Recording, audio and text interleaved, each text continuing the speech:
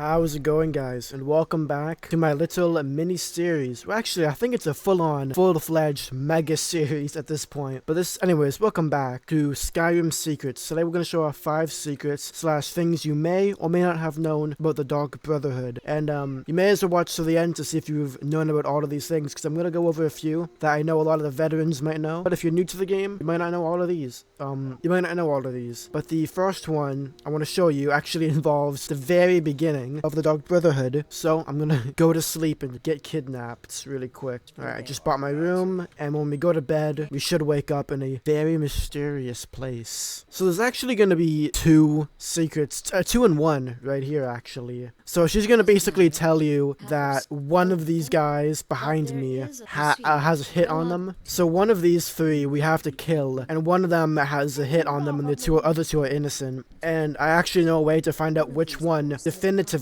has the hits on them. Vasha, Ayla, or Fultheim. So you can talk to them and they'll give you their story, and you basically have to judge which one's the most likely. But I'll show you the definitive way to prove which one is real. And the way we can do this is with the Clairvoyance spell. This shows a visible path to the current objective of your quest that you have active. So for a quest like this one, if I use Clairvoyance, it would obviously show me to the door, because that's the direction you would have to go. But if we unequip this and instead we equip with friends like these, it will point us straight to Vasha and none of the other 2, basically saying that he is the one with the hit on him. See, I'll show you again, none of those 2 have him. And if you actually talk to him, honestly, he does seem like the most likely one, just by the fact of who he is. So that's secret number 1. Secret number 2 actually involves this exact same very room, and that is the Blade of Woe. That is an incredibly powerful and obviously unique weapon in Skyrim. It is Astrid's dagger, and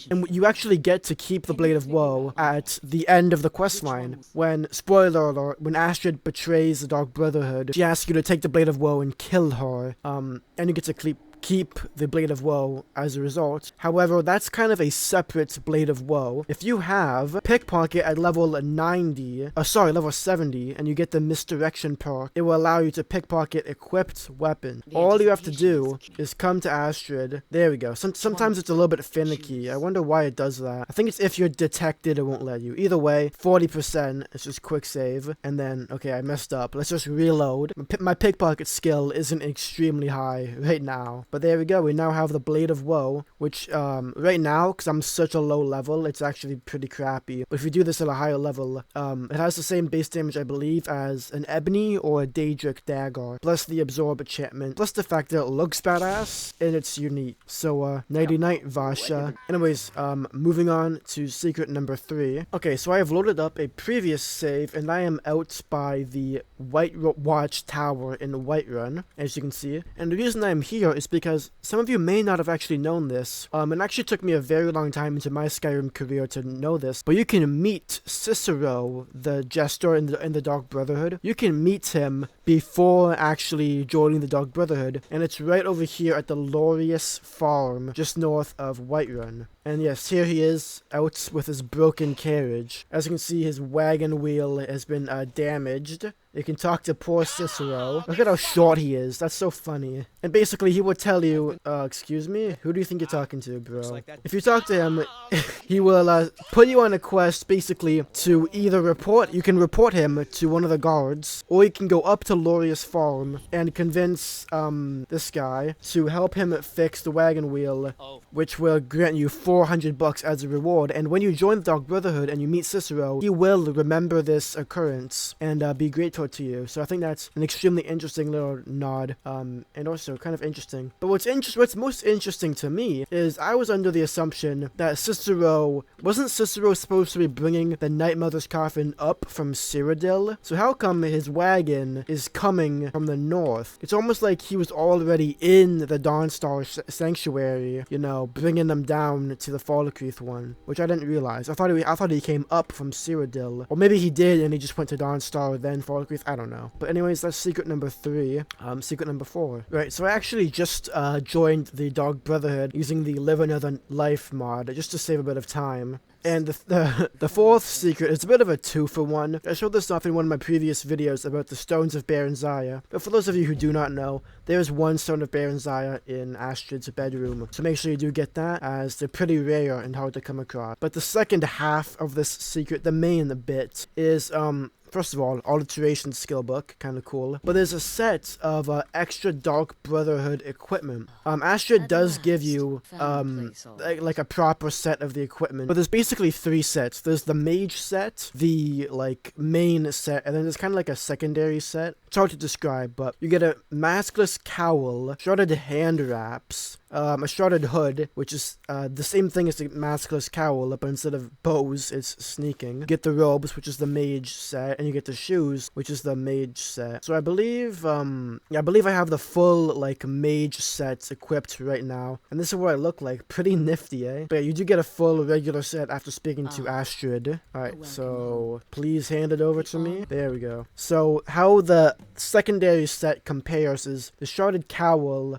is basically the same as the maskless one, but it's not maskless. Or I think it is maskless. That's a bit strange. Maybe it's just my character. I don't know why. Maybe it's because I have the robes. I don't know. Either way, the boots are different, I believe. Oh no, the boots are the same, the cowl is the same, but the hood is obviously different. The shrouded armor is different, as it gives you a 50% poison resistance as opposed to the 15% destruction reduction. And what about the gauntlets? Here we go. The gauntlets are actually, the gloves are actually a bit worse, because this means backstab does double damage, and I'm pretty sure what that means is one-handed attacks. Instead of one-handed attacks doing times 6 what they would normally do, I think they still do times 6, but the Assassin's Blade, instead of doing 15, it's 30. But with the hand wraps, it's all one-handed and not just backstabs. So all sneak attacks for one-handed items do times 2. It basically also impacting like regular weapons. Oh no, sorry, it's the other way around. It's the other way around. This is the backstab one. Okay, I got a bit confused. There you go. Also, the hand wraps kind of look like shit if you ask me. Alright, and the final thing I want to mention is actually kind of an interesting one. This isn't necessarily a secret as much as it is a cool thing that also might be something that you don't know. I'm a bit lost right now. It's been a while since I've joined this guild, so I don't actually know where I am. Here we go. This little Frostbite spider. Wait, what? Search Gaston. Oh, that's the skeleton. I was so confused. I thought that was his name. I know this Frostbite spider actually does have a name. The pet one. So let's just kill it. Let's kill it. Okay, well, its name is Liz, as you can see at the top. It didn't die. I wonder why I can't...